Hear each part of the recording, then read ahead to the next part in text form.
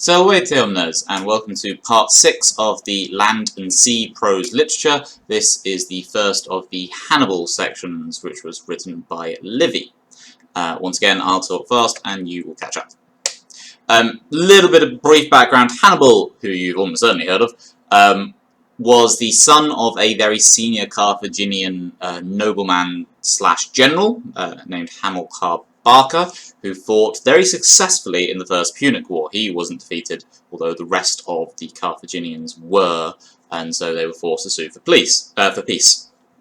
Hannibal therefore inherited his hatred of the Romans. Hamilcar had come up with the idea of going into Spain and conquering much of the Spanish peninsula in order to raise money, because the Carthaginians owed Rome money after the First Punic War.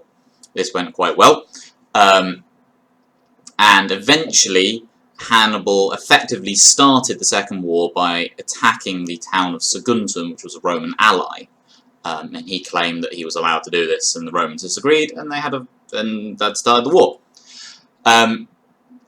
Hannibal had the option, I'll show you in a minute, of going a few different routes, but he eventually chose to go over the Alps, which is what our text actually covers. It's just the bit over the Alps. You don't get any of the battles or anything, just the bit of the Alps.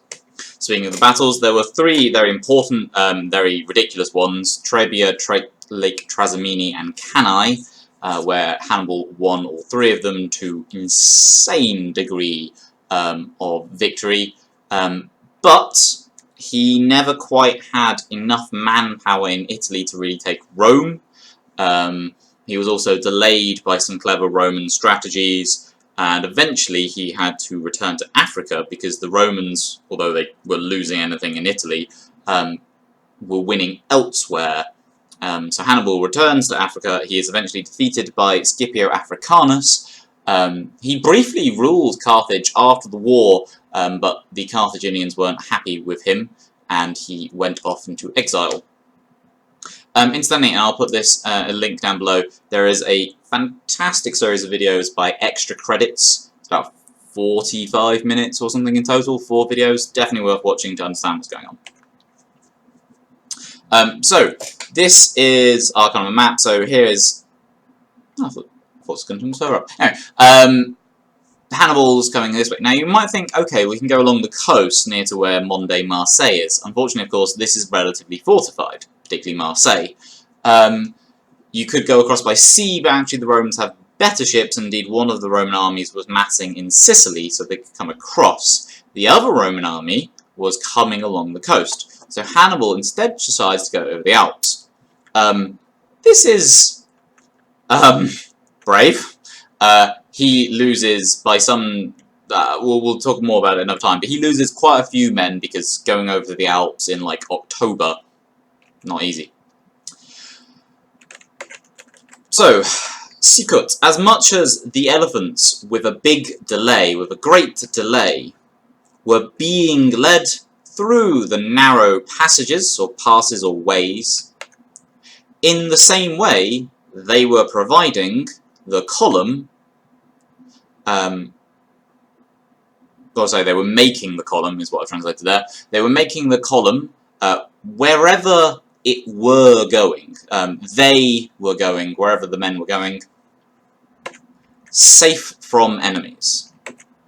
Because there was a fear, perhaps for them, I've translated it as among those insuetis, which is a perfect passive participle, those not accustomed of going closer.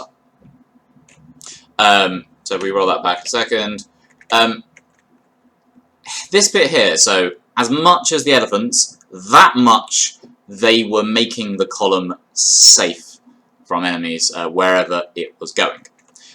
This is this kind of balance clause we saw earlier. As much as this, in the same way, that much. On the 9th day, they reached Poentum Est, is something like there was an arrival. It's what's called impersonal passive, not something you need to know about particularly. The summit of the Alps. Alps is third declension, so Alpium is genitive plural. For 2 days, Biduum, lovely. Statiwa habita is translated as they halted, because it's actually something like a stationary camp was set up, and it's just been shortened, on the summit, and rest, obviously can use the word quiet in English, rest from work and fighting was given, data, to the fessis militibus, to the tired soldiers. It should really be data est, but it's been skipped out for reasons of brevity. The Carthaginians and co, who were crossing the Alps, not only had to contend with the snow and the climb and all the rest of it, there were also basically hill tribes there who were fighting them. So you can imagine, yeah, they're pretty exhausted. They've managed to climb to the top. On another video, we'll talk about where they might actually have to climb. Oh yeah, so the Yugum, and the previous one here, the summit, it means something like yoke, so the thing you yoke two cows together with, and therefore it means something like ridge, because it's kind of following the same shape. This is part of the Alps, but not the part of the bit that Hannibal was climbing. Some baggage animals, beasts of burden, who had fallen. So prolapsa errant, pluperfect passive. Onto the rocks, or amidst the rocks. Reached, it's just that's just been shortened, the camp, by following the tracks of the column. Sequendo is also a gerund. I should have written that down like all that we had previously. Again, it's not something you specifically need to know. You can just learn this bit of translation. And that's actually all that there is. It's a very short section. It's section 6. Hope that helps. Thank you very much.